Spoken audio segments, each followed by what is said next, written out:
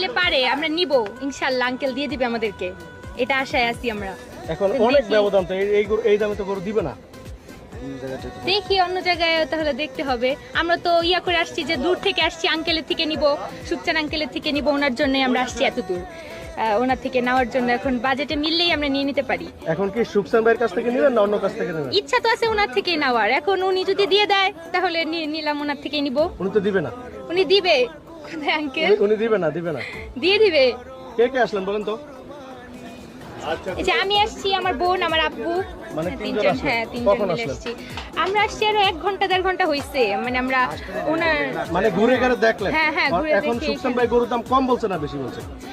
না, ওনার মতে যেটা ভালো মনে হয়েছে ওটা বলছে, আর আমরাও বলছি আমাদের বাজেট অনুযায়ী। এখন উনি যদি পারে দিতে, ওনার বাজেট মানে দিতে পারে, তাহলে তো হয়ে গেল, তাহলে তো মিলে গেছে আর কি। আচ্ছা আচ্ছা আচ্ছা, তাহলে দুইটা গরু আপনারা কত বললেন লাস্ট? 2.25। 2,25,000। আর উনি বলছিল কত? 3 লক্ষ। হ্যাঁ, তাহলে নিবেন না? হইলো না তো, আঙ্কেল তো দিল না, একটা হইলো নিতাম। আঙ্কেল আপনি কি কোন?